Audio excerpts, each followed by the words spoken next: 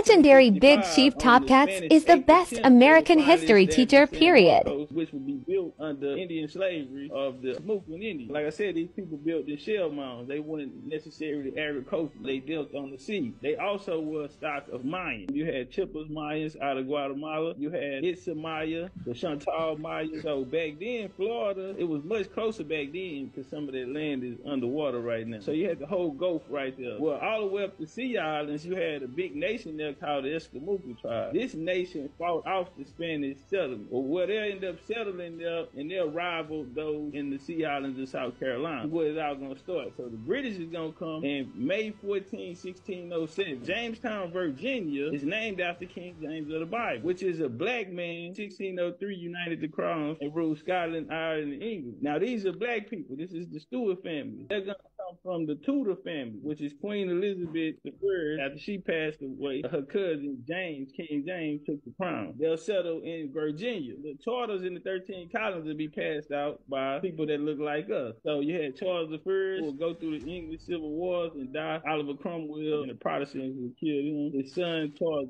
II, who Charleston, South Carolina, is named after, which is very important because this is what these Gullah Geechee people are going to be said to populate. So Charleston, South Carolina in 1670, that port will be created and is named after King Charles, known as the Black Boy King. After he will come back to the throne, they get New York from the Dutch, which was Dutch West Indies, 1621. And 1626 with Peter Manute, that's when ODB, rest in peace, say his family sold Manhattan to these people. So it'll be Peter Manute. So they end up going to war. Domestic Indian slave trade would start up in that area, up in New York, and it would travel down into the Great Lakes. In the 1620s, to get to Virginia, we'll have a major fight there in Virginia. So what's going to happen is the 13 colonies is going to expand into the southeast. They're going to want to expand it to the southeast. 1703, you get the Queen Anne War. Now they're fighting for Port Royal, South Carolina, and they're trying to get the port. This is all commercial business. I want y'all to keep that in mind too. They're only fighting for the ports that are operating in international trade. Very, very important we keep that in mind. So these nations down there, you're going to have a domestic slave trade. Some people will show up in the late 1600s called the Goose Creek Men. They were allied with a people called the Yamasee. The Yamasee would become slave raiders. They would raid territory. It was about deer skin. So they would raid rival tribes or smaller tribes. Now I do want to throw this out there not to make the Yamasee look bad because it was a point that the tribe that was coming out of Georgia, tribes coming out of Florida, they were